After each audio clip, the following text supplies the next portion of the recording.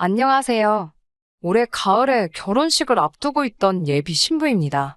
지금은 부부가 되기는커녕 피해자 가족과 피의자 가족이 되어버렸네요. 드라마 같은 제 파혼 이야기를 한번 해보려고 이렇게 사연 보내봤어요. 결혼을 앞두고 있던 남자친구와 저는 대학교에서 선후배 사이로 만났습니다. 늘 듬직하고 자상한 남자친구는 대학 생활 내내 많은 도움을 주었습니다. 특히 넉넉지 못한 가정 형편에 있었던 저는 장학금을 받지 않으면 안 됐기에 많은 시간을 공부에 할애해야만 했었어요. 그런 이유로 다른 연인들처럼 분위기 좋은 곳에 가거나 어디 맛있는 걸 먹으러 다닌다거나 하는 일반적인 연애를 할 수 있는 상황이 아니었어요. 그래서 처음에 남자친구가 제게 사귀자고 데이트 신청을 했을 때도 두 번이나 안 된다고 밀어냈었고요. 하지만 남자친구는 한결같이 저를 사랑한다 말했고 끝내 제 마음을 돌리게 되었습니다.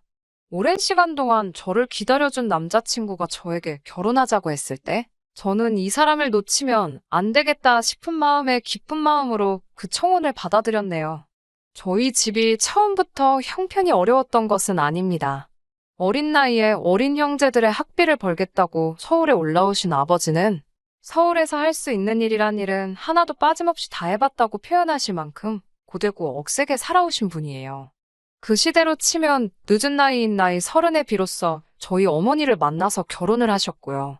아버지는 친구분과 작은 사업을 시작하셨고 큰 돈을 버셨다고 하셨습니다. 제 어린 시절 기억을 되짚어보거나 그 무렵 찍었던 사진들을 보신다면 어쩌다 이렇게 되었냐는 소리를 절로 하실 거예요. 아무튼 그러다 제가 고등학교에 들어갈 무렵 생각지도 못했던 일이 터졌습니다. 아버지와 같이 사업을 하시던 분이 회사 자금을 들고 잠적을 했다고 하네요. 사회생활을 시작하고 얼마 지나지 않아 알게 된 분이었는데 고향도 같고 이야기를 나눌수록 형제처럼 친근한 마음이 생겨 간이며 쓸개며 빼주신 게 화근이었습니다. 언젠가부터 무슨 일을 하고 먹고 살아야 할지 모르겠다고 하소연을 하여 사업에 껴준 건데 그렇게 뒤통수를 칠 줄은 몰랐다고 하셨습니다. 작정하고 야반도주 한 사람을 찾을 방법이 없었고 결국 저희 집이 쫄딱 망하게 되었지요. 그 이후로 한동안 힘든 시간을 보냈습니다. 어머니는 낮에는 남의 집에 가서 도우미를 하시고 밤에는 식당에서 설거지와 주방일을 하셨습니다. 그렇다 보니 손에 물이 마를 틈이 없었습니다. 아버지 역시 친구분 이삿짐 센터 일을 돕거나 공사판에서 벽돌을 나르시며 죽기 살기로 일을 하셨어요. 그렇다 보니 학교를 마치고 집에 돌아오면 아무도 맞이해주는 사람이 없었네요. 학원이라도 갈 수 있었다면 덜 외로웠겠지만 동네에 있는 보습학원도 다닐 여유가 되지 못했기 때문에 어머니든 아버지든 한 분이 집에 오실 때까지 햇빛도 잘 들지 않는 반지 앞 방에서 혼자 있기 일쑤였고요. 그러다가 문득 공부를 해야겠다는 생각이 들었습니다. 열심히 공부해서 꼭 성공해서 두 분을 편하게 모셔야겠다 마음을 먹게 되었지요. 손에 물집이 잡혀서 연필을 잡을 수 없을 만큼 죽어라 공부를 하니까 당시 반에서 중간 정도이던 제 성적은 조금씩 올라가기 시작하더군요. 그러다 대입이 가까워졌을 무렵에는 학교에서 전교 1등 자리도 하게 되었습니다. 부모님 두 분 다 해준 것도 없는데 대단하고 기특하다며 얼마나 기뻐하시던지요. 그 이후에는 한국에서 5손가락 안에 꼽히는 대학의 경영학과에 입학했고요. 사연 많은 저와는 달리 남자친구는 한눈에 봐도 곱게 자란 사람처럼 보였습니다. 부자들이 많기로 이름난 동네에서 고등학교를 나왔다는 남자친구는 대학교도 저에 비하면 비교적 수월하게 들어온 편이었습니다. 언행이나 행동에서 여유가 묻어나오는 남자친구는 그 여유만큼 씀씀이도 큰 편이었어요. 이런 남자가 날 왜 좋아하는 걸까 싶어 물어본 적도 있는데 저의 야무지고 똑부러지는 성격이 좋다고 하더군요. 무엇보다 제가 입버릇처럼 괜찮다고 마음을 편히 가지라고 하는 그 말이 듣기가 좋다고 하면서요. 아무튼 결혼 이야기가 나오고 나서 남자친구 집에 인사를 가게 되었습니다. 남자친구 어머니는 여자친구를 집에 데려온 적이 없어서 연애도 안 하나 걱정을 하셨다며 저를 반갑게 맞아주셨습니다. 당신은 검소하고 단정한 사람을 좋아한다면서 제가 참 마음에 든다고 하셨어요. 하지만 남자친구가 자리를 비우자 태도가 싹 돌변하시더군요. 뭐랄까 싫은 소리는 안 하시는데 눈빛에 냉기가 돌았다고 할까요. 그러더니 누가 먼저 만나자고 그랬냐 물어보셨고 혹시 당신 아들을 돈 보고 사귀냐고 묻더라고요. 황당하고 어이가 없었던 제가 남자친구가 저를 먼저 따라다니기 시작했다 말씀드렸습니다.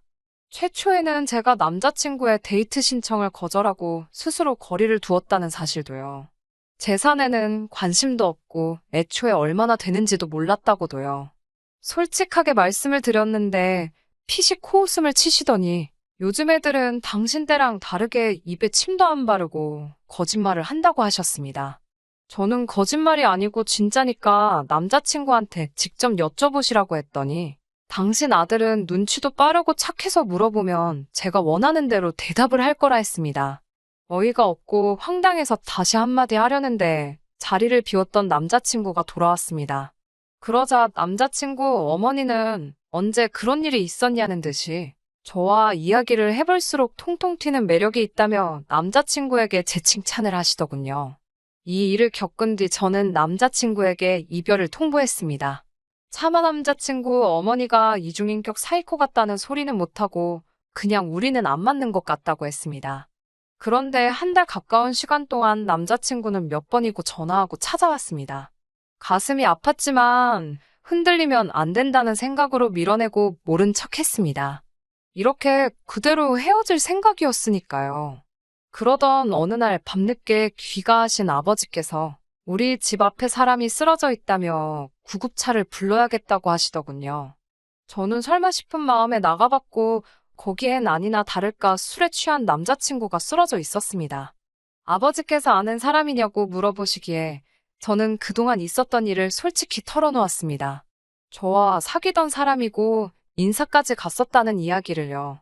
이야기를 다 들으신 아버지께서는 한참을 생각하시더니 그래도 이렇게까지 매달리는 걸 보면 남자친구가 저를 참 좋아하는 것 같다며 한 번 더 기회를 줘보면 어떻겠냐 하셨습니다. 그리고 남자친구 어머니는 한번 직접 만나 뵙고 싶다고 하셨어요. 혹시 오해가 있었을 수도 있지 않냐면서요. 그렇게 남자친구와 저는 다시 시작하게 되었고 이 모든 게 저희 부모님 덕분이라는 걸 알게 된 남자친구는 이미 마치 사위라도 됐냐. 저희 부모님에게 정성과 시간을 쏟으며 참 잘하더라고요. 그리고 얼마 지나지 않아 남자친구의 과거를 알게 되었습니다. 하루는 남자친구가 저희 아버지와 호프집에서 맥주를 마시고 있다고 하더라고요. 제가 집에 언제 가려고 그러냐고 얼른 가라고 하자 자기는 집이 싫답니다. 그게 무슨 소리냐고 물으니 자기 집에는 다 가짜밖에 없대요. 남자친구의 사연은 충격적이었습니다.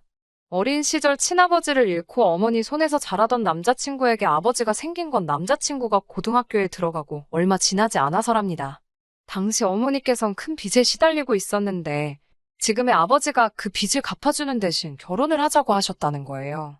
문제는 막상 두 분이 결혼을 하시긴 했는데 새아버지께서는 애시당초 어머니만을 좋아하셨을 뿐 남자친구에게는 굉장히 냉랭하셨답니다.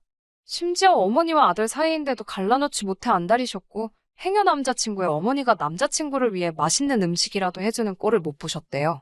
듣자 하닌 남자친구를 아들이 아닌 질투의 대상으로 여기셨던 모양이에요. 문제는 남자친구의 어머니도 혼자 애를 키우며 고군분투하던 그 시절로는 돌아갈 수 없다며 남자친구에게 어떻게든 새아버지 눈에 들도록 노력을 하라 강요했다고 합니다. 남자친구는 자기 때문에 다시 고생하는 건 볼 수 없다는 생각에 억울하고 힘들어도 그냥 버텼다고 하더군요.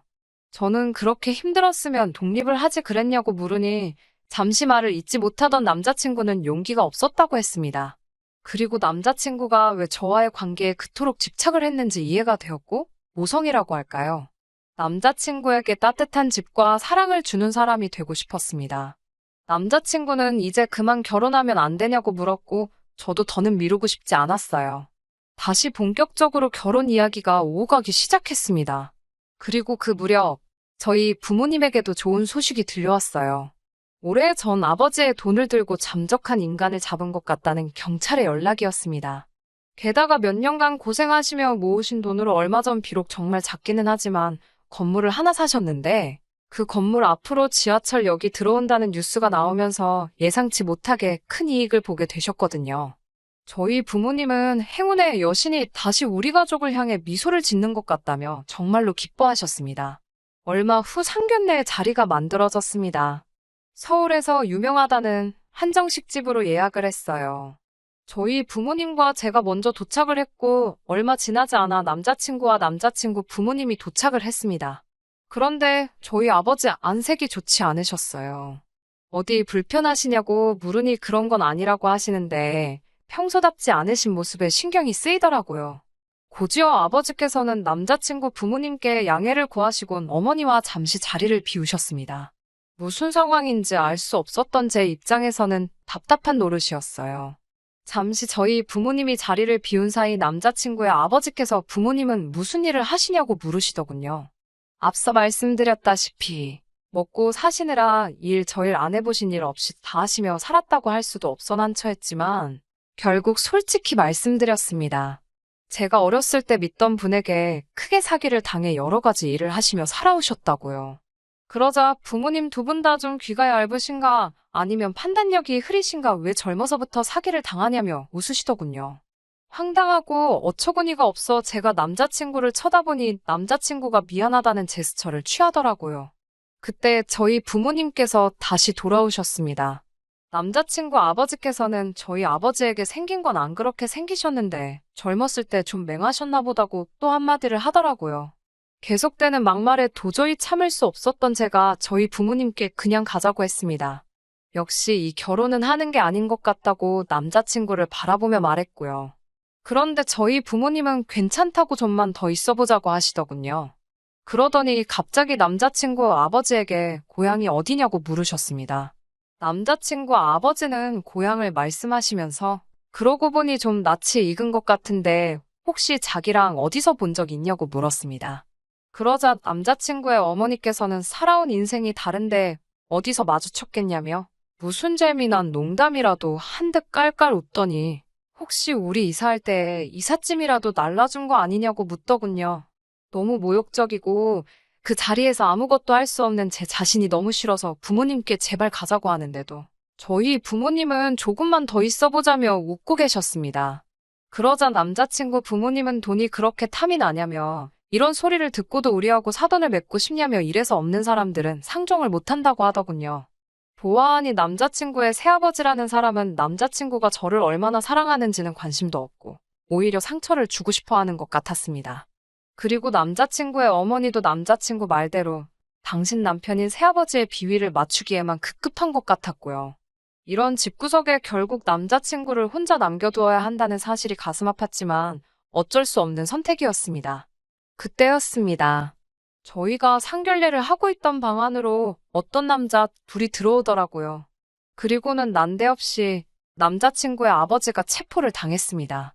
사기 어쩌고 하는 것 같았는데 정신이 하나도 없더라고요. 저희 아버지께서는 그제서야 남자친구 아버지에게 욕을 하면서 너 이 자식 내 돈 가지고 그간 떵떵거리며 잘 살았냐며 어떻게 나한테 그럴 수가 있냐고 울분을 토해내셨습니다. 그제서야 남자친구의 아버지가 바로 저희 집을 가난의 구렁텅이로 밀어넣은 장본인이라는 걸 알게 되었네요.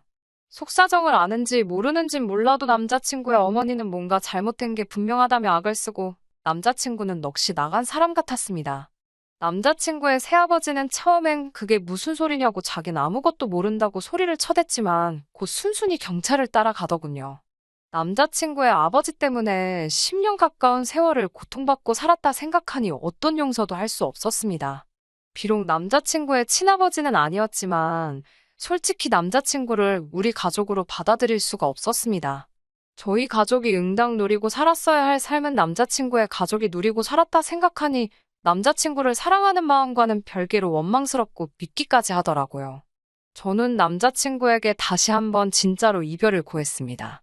남자친구는 저와 헤어질 바엔 어머니와 인연을 끊겠다고 했지만 천륜이 그렇게 쉽게 끊어질 수는 없다는 걸 알기에 그럴 것 없다고 했습니다. 남자친구의 어머니가 설령 그 사기꾼과 이혼을 한다고 해도 머리로는 이해를 한다고 해도 마음에서 남자친구를 예전처럼 받아들일 자신이 없었습니다. 비록 시간이 걸리겠지만 남자친구의 아버지와 절대로 합의를 할 생각이 없기 때문에 어찌됐건 법적인 책임은 피할 수 없을 거라고 믿어요. 명색이 제가 직업이 기자인데 다시 미꾸라지 빠져나가듯 두진 않을 겁니다. 쉽게 포기하지 않고 부모님의 서름을 꼭 풀어드릴 생각이에요.